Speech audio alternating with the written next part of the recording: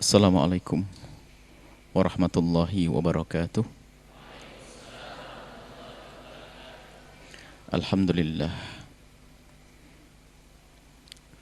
wa syukrulillah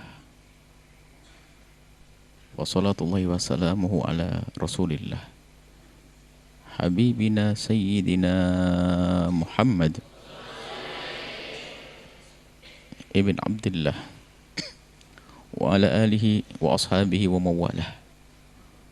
Allahumma ya Rabbana a'inna ala talabil ilmi wa ala al-amali bil ilmi waj'alna ya Rabbana min ulama'ika al-amilin wa min du'atika al-mukhlisin wa surna yawmal qiyamati ma'a zumrati sayyidil mursalin. Allahumma ya Rabbana rizukna taubata qabla al-maut wa syahadata inda al-maut wal jannata ba'da al-maut. Amma ba'du. Para santri, anak-anakku semuanya, baik yang hadir atau yang mengikuti acara ini melalui media-media yang telah Allah permudah untuk kita, baik televisi atau radio. Semoga Allah memberikan kepada kita ilmu yang bermanfaat, memudahkan kita untuk mengamalkan ilmu, dan semoga Allah memilih kita untuk menjadi penerus-penerus perjuangan baginda Nabi Muhammad sallallahu alaihi wasallam.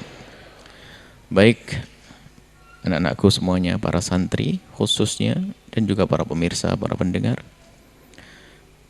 kita lanjutkan belajar kita dengan kitab tarbiyah, ya, kitab adab. Kita antara kitabnya Imam Ghazali, yaitu kitab Bidayatul Hidayah, atau dengan kitab adab sulukil muridnya Imam Haddad. Saat ini kita akan lanjutkan dengan kitab adab sulukil muridnya Imam Haddad. Dan masih ingat bahwasanya ada beberapa kitab yang harus dimiliki oleh santri-santri pemula, Bidayatul Hidayati.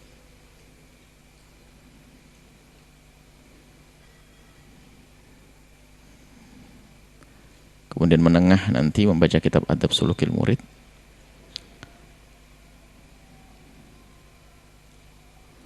Kemudian setelah itu ada kitab kecil tapi untuk orang gede, Ayyuhal Walad. Bidayatul Hidayah adalah Imam Ghazali, Adab Sulukil Murid Imam Haddad, Ayyuhal Walad Imam Ghazali lagi. Kemudian setelah itu ada kitab seperti kitab Ihya Ulumuddin. Kemudian juga ada satu kitab yang sangat masyhur dan dikenal oleh rata-rata santri, yaitu Ta'limu Ta'limnya Syekh Zarnuji. Itu semua kitab adab ngajari kita untuk bagaimana ngerti tata krama dalam menuntut ilmu agar mudah kita untuk mendapatkan ilmu. Baik, kita dengan Imam Haddad rahimahullah ta'ala, nafa'anallahu bihi wa bi ulumihi wa bi ulumi masyayikhihi wa talamidati fid dharaini amin. Kita sudah sampai kepada wa'alal muridi, bagi seorang murid. Wa'alal muridu, bagi seorang murid yang diperindu kemuliaan, perindu ridha Allah. Ayyajtahida, hendaknya bersungguh-sungguh. Fi hifdhi qalbihi, di dalam menjaga hatinya. Minal wasawisi, dari gangguan-gangguan. Wal afati, dan kerusakan-kerusakan. Wal khawatirir radiyati atau radiyati, lintasan-lintasan jelek di dalam hati. Was-was, godaan-godaan. Ini harus kita hindari. Maka untuk menghindar itu sadar kalau itu adalah wabah, itu adalah penyakit, itu adalah perusak di dalam hati. Wal yukim ala babi qalbina, hendaknya ia menegakkan atau meletakkan ala babi qalbihi, di pintu hatinya, hajiban, penghalang, agar penyakit-penyakit waswas dan yang lainnya, perusak, penyakit-penyakit yang merusak hati, itu tidak merusak hati, maka kita harus membuat penghalang, masker. Sekarang pada pakai masker. Kita membuat agar kita terhindar dari wabah-wabah yang datang. Nah, ini wabah yang merusak hati. Dan hendaknya kita membuat benteng, hajiban, penghalang. Minal muraqabati. Lah penghalangnya itu apa agar penyakit? Jadi penyakit hati itu bukan seperti wabah yang dibawa, yang virus yang hinggap lalu masuk dan pindah dari orang ke orang. Maka itu nggak ada bentuknya.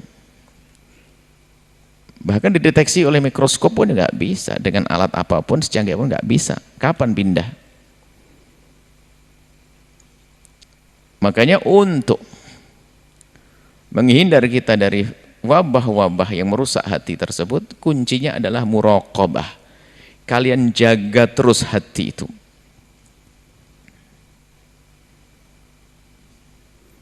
Jadi kalian perhatikan terus, dijaga. Minad dukhuli ilaihi, dari masuknya penyakit-penyakit tersebut ke hati. Fa innaha, sebab kalau sudah masuk penyakit itu, intakhalathu, kalau masuk hati, afsadathu, akan merusak hati. Wa ya'suru, dan akan sulit ba'da dzalika, setelah itu, ikhrajuha, untuk mengeluarkan penyakit-penyakit tersebut minhu, dari hati. La muraqabah, menjaga hati terus. Kita merenung, berpikir, bagaimana kita agar bisa menjaga hati? Muraqabah ini gimana? Saya harus menjaga agar enggak masuk. Maka nanti terangkan oleh Imam Haddad. Nah, kamu harus tahu itu loh penyakitnya. A, B, C, D. Itu. Jangan boleh masuk. Sebab-sebabnya adalah melalui pintu ini. Nanti disebutkan. Jadi ada nanti. Yang jelas kita harus tahu betul bahwasanya hati ini termahal yang ada pada kita. Iman ada di dalamnya. Ketakwaan ada di dalamnya. At-taqwa hahuna. Kalau orang tidak menjaga hatinya, maka hatinya dipenuhi dengan was-was, godaan-godaan, keraguan-keraguan dalam keimanan. Karena kalau sudah ragu dalam keimanan, buahnya adalah ragu ibadah. Dan keluar dari iman, na'udzubillah. Wal yubaligh, tadi menjaga. Wal yubaligh, hendaknya serius, sungguh-sungguh. Seorang santri, fi tanqiyati qalbihi, di dalam membersihkan hatinya. Alladzi huwa mawdhi'u nadhari rabbih, yang hati itu adalah yang dilihat oleh Tuhannya. Allah tidak melihat daripada amal, daripada zahir kita, tapi yang dilihat hati. Hati, Allah melihat hati. Hendaknya kita bersihkan hati kita, yang disitulah Allah melihat. Allah melihat hati kita. Amal sebanyak apapun, kalau hatinya nggak benar, nggak diterima oleh Allah. Dilihat dulu hatinya, tulus. Bahkan orang merindukan sebuah kebaikan dan dia tidak bisa melaksanakan, cuman rindunya serius, di dalam hatinya Allah lihat, kasih pahala. Urusannya hati. Kita bersihkan hati kita dari apa? Minal maili ila syahawatid dunya, kecenderungan terhadap syahwat dunia. Syahwat, bukan dunia, syahwat. Syahwat itu adalah mahab, cinta dunia. Dunia tidak membahayakan. Bisa untuk bangun masjid kan, bisa bangun pondok, dunia. Bukan dunia sendiri, tidak. Akan tapi syahwat kita terhadap dunia itu. Rasa cinta kepada dunia. Itu yang merusak hati kita. Syahwat, mail. Dunia bidzatiha, dunia sebagai dunia tidak. Bahkan dengan kekayaan yang melimpah, orang bisa menyantuni fakir miskin sebanyak-banyaknya, mendidik para santri, mencetak ulama-ulama hebat dengan harta, karena harus pergi dari tempat ke tempat, naik pesawat dan sebagainya misalnya. Tapi ini syahwat, syahwat kepada dunia. cinta kepada dunia. Nah, ini pembahasan nanti dibahas tentang hubbud dunya, cinta dunia. Orang mencintai dunia itu tidak harus orang kaya. Fakir yang setengah nyungsep cintanya dunia berlebihan, sehingga mendapatkan uang 300.000 harus meninggalkan sholat. Jadi kalau dia dibicara tentang hubbud dunia, jangan berkata itu orang kaya. Ada orang kaya tidak ada hubbud dunia di dalam hatinya. Memang nasibnya nasib kaya, akan tapi dia berderma begitu mudahnya. Bahkan tidak ada kebaikan, program kebaikan yang disodorkan kecuali dia menyambutnya. Dan kita menemukan hamba-hamba semacam itu, Allah mudahkan urusan rezekinya. Tidak ada program dakwah begini kecuali beliau ikut, di ini beliau ikut, ini enak sekali orang itu. Dan disinilah ghibtah, ngiri yang sah itu ya begitu, melihat orang diberi oleh Allah kekayaan, kemudian dia bisa berbuat baik dengan kekayaan, lalu ada orang melihat orang tersebut lalu mengharap, ya Allah aku rindu ingin seperti dia, ya Allah maka berikan kepadaku kekayaan, setelah kaya aku akan berbuat baik seperti dia. Biarpun dia tidak sempat kaya, Allah akan beri kebaikan kepadanya. Syahwat dunia. Nah, kalau orang dunia mencari dunia dengan syahwat, dengan hubbu dunia, dengan cinta dunia, wah, setelah dapat pelitnya setengah mati. Jangankan berderma, zakat susah, kewajiban tidak bisa. Wa minal hiqdi, daripada kedengkian, ghilli, kebencian, ghish ila ahadin, keinginan untuk menipu, merugikan orang lain, minal muslimin, dari orang muslim. Harus hati-hati. Kita jauhkan hati kita dari ngedengki kepada seseorang, ngebenci kepada seseorang. Ini harus waspada dia. Kalau tidak, naudzubillah. Kalau tidak kita jaga hati kita dari hal-hal semacam ini, lihat kelihatannya ahli sujud, ternyata dia pendengki habis. Hasud menghabiskan, al-hasad ya'kulul hasanat kama ta'kulun narul hatab. Hasad itu akan menghabiskan kebaikan seperti api memakan kayu bakar. Ujiannya orang-orang dalam dunia kebaikan ya hasud. Ini hikit. Wa minadh-dhanni su' bi ahadin minhum. Prasangka buruk kepada salah satu dari kaum muslim, masya Allah, nggak boleh, nggak ada prasangka buruk. Selagi masih bisa, kalau kita melihat seseorang melakukan sebuah kesalahan 80%, tapi mungkin dia kebaikan, 20%-nya kita ambil kok. Kepada semua manusia pun nggak boleh, asal manusia saja nggak boleh. Termasuk orang yang terlihat di bawah kita, nggak boleh kita prasangka buruk. Apalagi orang yang dia lebih dari kita, orang tua kita, guru kita, sampai nanti meningkat hingga suudzon prasangka buruk kepada orang-orang dekat dengan Nabi, sahabat Nabi, ahli bait Nabi, sampai pada akhirnya prasangka buruk kepada Nabi. Dimulai dari prasangka buruk dengan sesama. Ini kadang tidak disadari dan itu penyakit, naudzubillah. Maka sadari. Suka prasangka buruk, paling ini. Paling gitu. Hati-hati, jangan dibiarkan itu berkembang. Kalau orang biasa prasangka buruk, berkembang hatinya. Makanya ada orang yang diberi Allah dengan keselamatan hati, salamatus sudur, ini nikmat besar yang Allah berikan kepada seorang hamba, itu nggak bisa prasangka buruk. Ada orang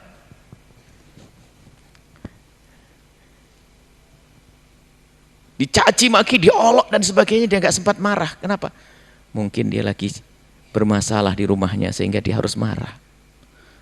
Tapi kalau sudah hati busuk, lihat, dikirimi buah apel diciumi, jangan-jangan ada siminya, ada sihirnya, ada santetnya. Orang hati busuk, naudzubillah, hidupnya capek. Jadi pengusaha ngedengki terus, katanya apa? Toko saya dikasih sihir sehingga nggak kelihatan waktu saya jualan. Gara-gara orang tidak beli, itu jadi pedagang. Jadi ustadz pun ngedengki sama ustadz sebelah. Naudzubillah, busuk jiwa, busuk hati, prasangka buruk terus. Wal yakun nasihan lahum. Rinciannya nanti, ini muqaddimah sampaikan Imam Haddad. Nasihan lahum. Nah ini, kalau memang kita orang yang ingin membebaskan kita dari tadi, menjaga hati kita, maka ingat, tepis segala prasangka buruk. Hilangkan dengki benci di hati kita. Enggak cukup menghilangkannya tuh gimana sih? Agar aku enggak prasangka buruk, agar aku enggak ngedengki. Yakun wal yakun nasihan lahum. Nasihan tulus. Nasihan lahum, tuluslah engkau kepadanya di dalam memberi nasihat. Mengingatkan, oh ini istimewa. Sebagai ustadz dengan ustadz memberikan maksud, ya ustadz kayaknya kalau begini lebih hebat lagi ustadz. Wah serius dia, bukan menjerumuskan. Karena hilang dengki di hatinya, hilang benci, hilang ghil, hilang hasad, hilang hikit. Rahiman bihim, penuh kasih. Na'udzubillah kalau orang hatinya faddan ghalidal qalbi, keras hati. Ada orang keras hati, enggak pernah tersentuh, enggak pernah terenyuh hatinya. Mendengar berita tentang kesedihan saudaranya pun mungkin enggak sempat mendengar, bahkan mendengar pun ya biasa-biasa saja. Tapi ada yang hamba Allah dijadikan hatinya hidup, tidak bisa mendengar keluh kesah. Dia hidup dengan penuh kasih sayang. Maka ini maknanya besar. Kasih sayang ini adalah rasmal, satu modal dalam kita berinteraksi dengan sesama. Apakah di saat kita menjadi orang kaya memandang dengan kasih sayang, seorang dokter memandang pasien dengan kasih sayang, seorang ustadz memandang dengan kasih sayang. Kalau sudah orang hidup tanpa kasih sayang, ya dia hidup di neraka. Nggak ada kasih sayang, nggak ada keindahan dalam hidupnya. Na'udzubillah. Maka semakin besar rasa kasih dan sayangmu kepada sesamamu, sesungguhnya semakin besar kesenangan yang didapat oleh orang tersebut, karena hatinya hidup. Dan kesenangan hati orang yang punya kasih dan sayang ini bukan di saat dia menerima saja, tapi di saat memberi pun dengan senang. Bayangkan, kan hiburannya enak. Selama ini kan orang akan senang kalau mendapatkan, kasih duit, kasih hadiah. Tapi kalau dengan kasih sayang sungguhnya, enggak, tidak hanya memberi, tidak hanya menerima, memberi pun senang. Alhamdulillah ya Allah, saya bisa bantu. Astagfirullah. Kok lagi sempit, lagi duit tidak ada, padahal orang ini butuh, ada fakir, tetangganya nangis, nggak ada makan. Ya Allah ibu mohon maaf. Biasanya kok ada duit, kok hari ini pas kosong ini hanya 20.000. Nah, dia senang memberinya. Padahal, nah, kenapa? Hati penuh kasih itu kebahagiaannya banyak. Melihat tetangganya sukses pun masalah penuh kasih sayang dan cinta, senang. Tapi sang pendengki, pembenci, lihat saudaranya sukses, dia sakit hati dia. Padahal mobilnya juga tidak nubruk dia, lampu mobilnya juga tidak kena matanya dia, nggak ada. Tapi hanya mendengar dia beli mobil saja sakit. Maka biasakan hidup dengan penuh kasih sayang. Dimulai saat ini, jangan nanti nunggu jadi ustadz. Tidak, penuh kasih sayang. Membantu adik-adiknya yang di bawahnya.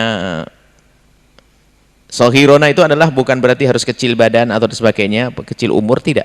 Di bawah ilmu, kamu lebih tinggi umurnya, ilmumu, ajari yang di bawahnya. Laisa minna man lam yuwaqqir kabirana wa lam yarham sohirona. Bukan golongan kami, kata baginda Nabi, yang tidak bisa berkasih sayang dengan yang lebih kecil.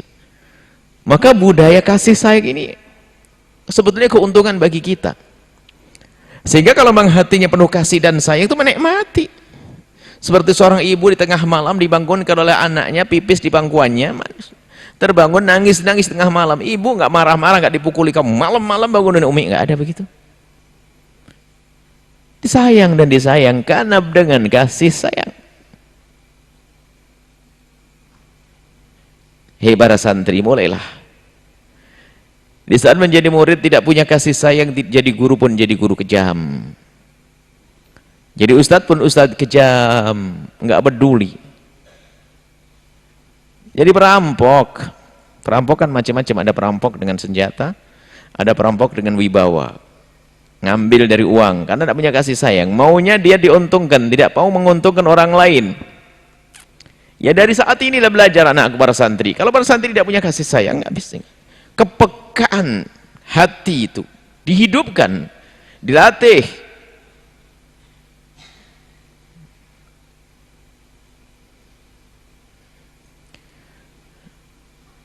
Kita mengendarai mobil di sebuah perjalanan,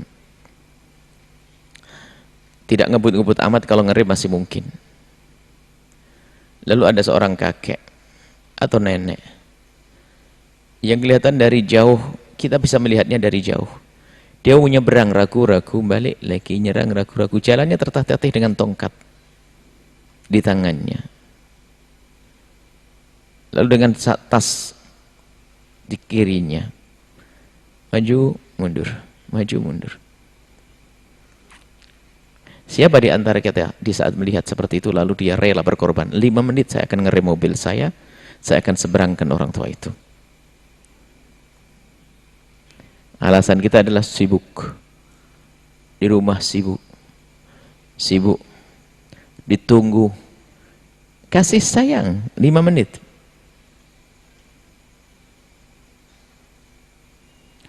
Nah ini kadang-kadang kita tidak pernah mencoba untuk menghidupkan kasih sayang. Tetangga yang fakir menangis, anak lapar dan sebagainya. Jangan sampai hati kita tidak hidup. Dari sinilah rahiman bihim wasyfiqan alaihim, penuh kasih kepada mereka. Mu'taqidan al-khaira fihim, kita harus menduga, meyakini bahasanya ada kebaikan. Dia memang tidak baik secara zahir, tapi kami yakin ada kebaikan yang tersembunyi yang kami tidak tahu, begitu. Sehingga orang berprasangka baik itu bukan berarti dia tidak mengingatkan, enggak. Bahkan dia sangat senang mengingatkan, tapi dasarnya benar.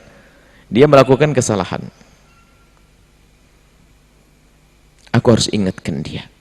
Kenapa? Husnudon saya kepadanya bahwasanya dia melakukan itu karena belum tahu ilmunya. Jadi saya tidak menyalahkan dia. Loh, bukan merendahkan. Jadi di saat seorang ustadz itu mengajak jamaahnya pun harus dengan prasangka baik, menduga ada kebaikan pada mereka. Kalau sudah merendahkan nggak pantas jadi ustadz. Itu jadi ustadz nggak boleh merendahkan murid. Bagaimana masih jadi murid saja yang merendahkan murid yang lainnya? Sombongannya. Ya itu ada kesombongan yang masuk kelas ini, dianggap kelas spesial, kelas khusus, direndahkan yang lainnya. Yang tafakuh merendahkan tahfidz, yang SMA merendahkan ini, yang SMP. Lah kok yang kelas ini jadi murid saja hidupnya dengan gaya sombong, merendahkan orang lain.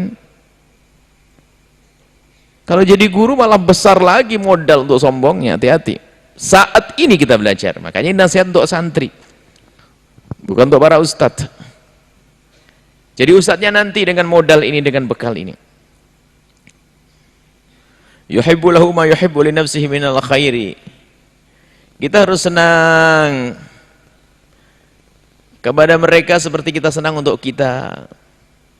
Nah ini kalau gaya hidup ini dihadirkan di masyarakat kita, di tengah-tengah kita, apa yang kurang kira-kira? Kita mencintai dia seperti mencintai diri kita sendiri.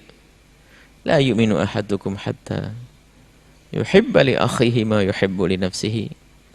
Tidak sempurna iman salah satu kalian kecuali telah mencintai orang lain seperti mencintai untuk dirinya sendiri. Artinya, jika engkau tidak senang itu terjadi pada dirimu, jangan boleh terjadi kepadanya.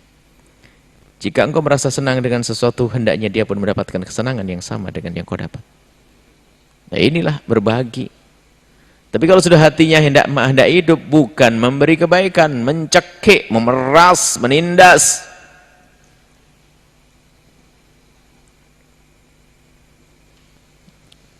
Wa yakrahu lahu ma yakrahu li nafsihi minasyarri. Kemudian juga yakrah, tidak senang terjadi pada orang lain. Yang tidak senang terjadi padanya pun gak senang. Ini mukaddimahnya dari Imam Haddad. Di dalam menata hati nanti akan dirinci satu-satu insyaallah. Wal ta'lam, dan ketahuilah lah ini, ayyuhal muridu, wahai murid, anna lil qalbi, sesungguhnya di dalam hati itu ada ma'asiyah, punya maksiat-maksiat, dosa-dosa hati yang tak terlihat oleh mata. Ya afhash wa akbah, lebih keji, lebih jelek, wa akhbath, lebih busuk, min ma'asil jawarihi, dari maksiat zahirmu. Maksiat batin lebih busuk dari maksiat zahir. Allah, nggak kelihatan lagi. Penyakit ini bahaya. Penyakit zahir, korengan masuk surga, korengan nggak jadi dosa. Semoga dijauhkan dari koreng lahir dan koreng batin.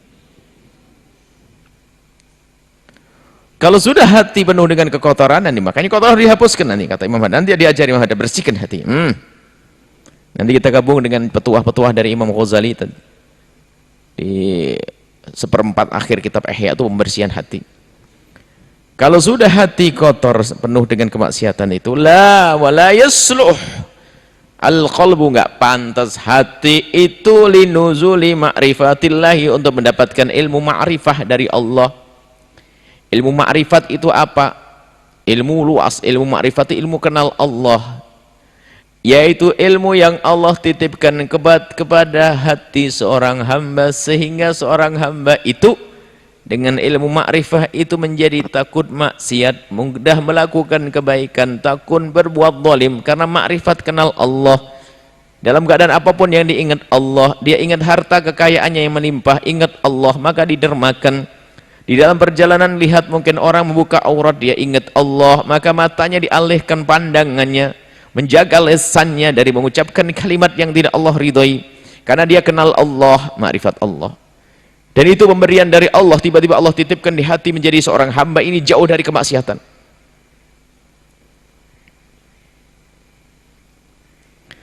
La ma'rifat Allah itu Allah, ma'rifat. Cuman semuanya tersimpulkan dalam makna kenal Allah, makrifat Allah, mengetahui Allah, mengenal Allah.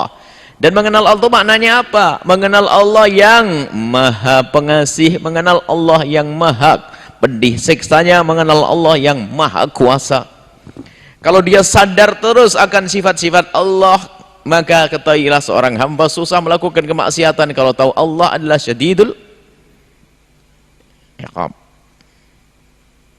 Adzabun, punya adzabun alim. Kalau tahu susah bermaksiat. Wa mahabbatillahi, dan Allah mencintai itu karena hati yang bersih tadi. Jadi cinta kepada Allah, yang Allah mencintai kita, sehingga Allah menitipkan cinta di hati kita, lalu kita mencintai Allah, dimulai dari Allah. Jadi hati yang penuh dengan kemaksiatan nggak layak diberi cinta oleh Allah. Tidak akan layak itu semua illa ba'da takhalli, kecuali setelah ia bersihkan anha, dari maksiat-maksiat tersebut, wa takhallusi, dan membebaskan minha, dari kemaksiatan-kemaksiatan tersebut. Ini muqaddimah bagaimana menata hati kita, menjaga hati kita agar terbebas. Dan Imam Ghazali rahimahullah ta'ala menyebutkan bahwasanya termasuk fardhu ain, di atas fardhu ain, ahli tarbiyah mendahulukan ini, membersihkan hati sebelum diberi ilmu. Ilmu menjadikan sebab kesombongan. Dan kadang pedih. Operasi menghilangkan penyakit ini kadang-kadang pedih. Sehingga seorang murid seolah-olah direndahkan oleh gurunya, padahal mau diangkat dia kalau murid itu sadar. Karena gurunya tidak mau kalau anak ini punya kesombongan, sebab kesombongan itu menjadikan Allah merendahkan dia. Man takabbar wada'ahu Allahu, wa man tawadha'a rafa'ahu Allah.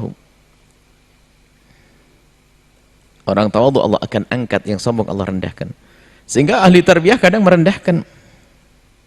Diuji orang yang dicintainya itu. Nggak boleh dia dengan kesombongannya.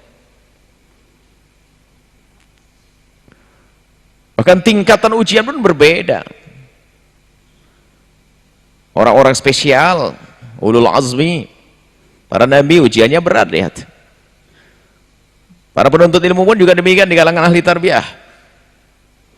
Kalau Imam Haddad berkata, man ja'ani ala tariqil khasati Ala tariqil khasati man ja'ani ala tariqil khasati ibtalainahu wa man ja'ani bi tariqil amati 'allamnahu. Kalau ada orang datang kepadaku untuk mencari ilmu, ingin kenal Allah dengan caranya orang khusus, orang istimewa, ibtalainahu, diuji terus dia. Karena pengen cepat naik pangkat, diuji kesombongannya, diuji penyakit, kekotoran, diuji terus. Jedar, jedar, jedar, jedar. Tapi yang datang dengan thariqah amah, thariqah orang yang diajarkan. Ajari biasa. Maka makna ibtalaina di sini artinya apa? Dibersihkan memang. Nah, ini kadang kita ini lupa. Seorang guru hanya mengajarkan ilmu, lalu tapi lupa mengajarkan akhlak, membersihkan hatinya, maka ketahuilah, ilmu yang dimiliki oleh orang yang hatinya kotor justru akan menjadikan sebab dia semakin tidak baik, semakin kotor hatinya. Kalau ada benih sombong di dalam hatinya, semakin sombong. Kalau ada benih dengki, semakin dengki, dan seterusnya. Kekotoran hati. Maka mari kita semuanya, ayo insya Allah kita ikuti pelajaran ini, jangan main-main. Urusan hati ini penting banget. Kalau tadi pagi Buya hadirkan tentang bagaimana kita mendekat kepada Allah.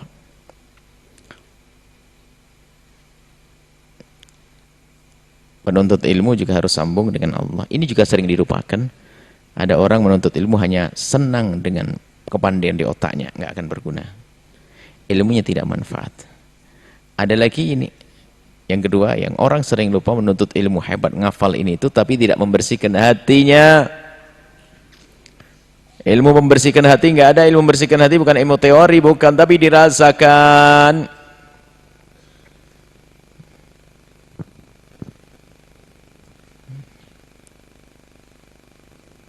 Hati-hati.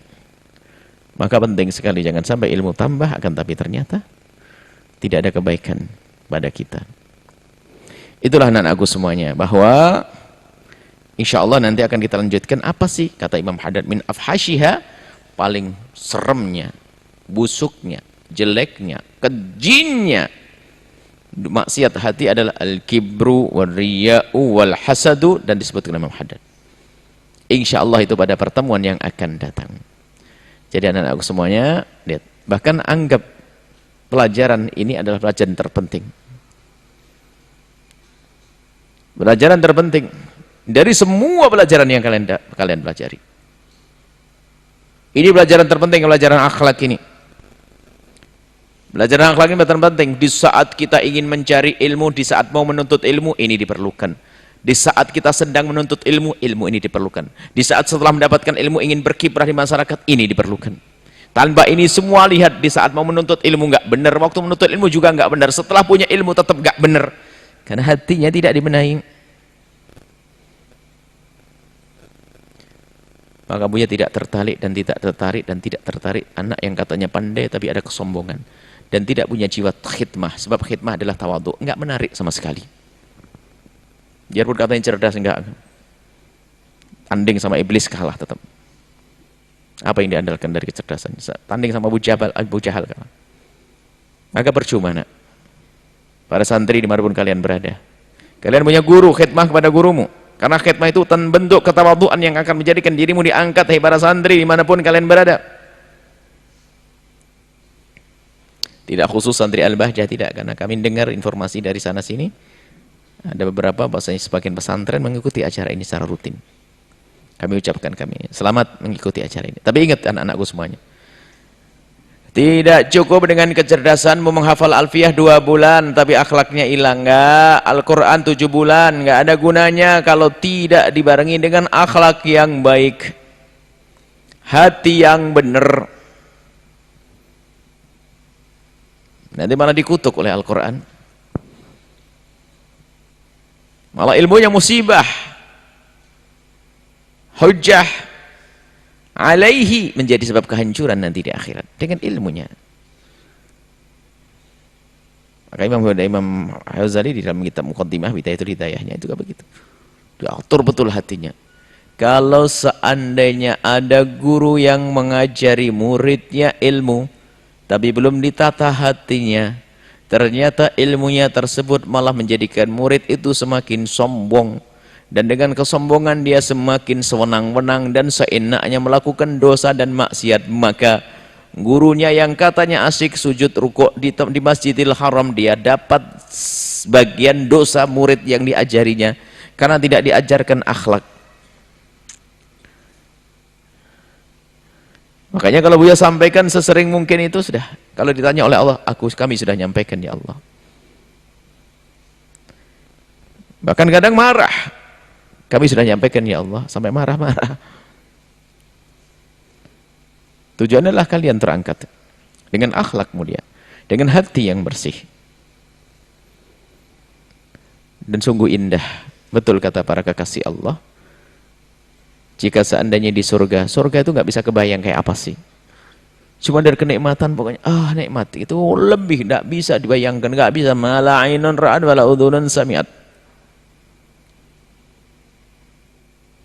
Wala khatar fi balil basar.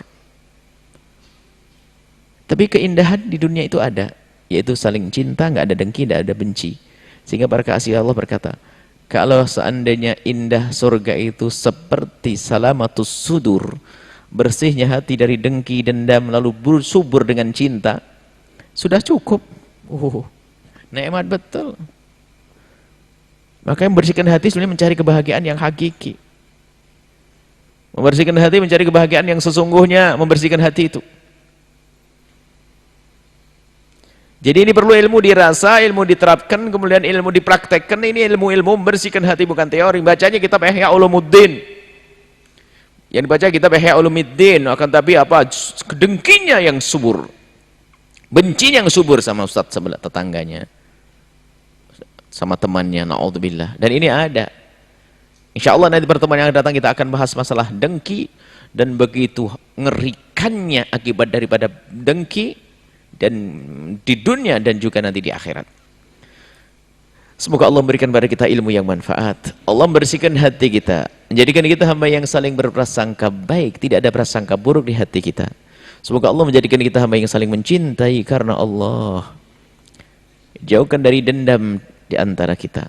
Dan semoga Allah subhanahu wa ta'ala menghilangkan was-was di hati kita, godaan di hati kita, maksiat hati, dan hanya Allah yang bisa menghilangkan. Allah memiliki hati kita, Allah yang menguasai hati kita, Allah yang menurunkan penyakit, Allah yang mengangkat. Semoga Allah mengangkat penyakit hati kita dan penyakit lahir kita, menjauhkan dari benci, dengki, dendam kepada sesama. Dan semoga Allah subhanahu wa ta'ala mengampuni orang tua kita dan guru-guru kita, berikan kasih sayang kepada mereka. Anak-anak kita dijaga oleh Allah, keluarga, suami istri yang saling mencintai karena Allah.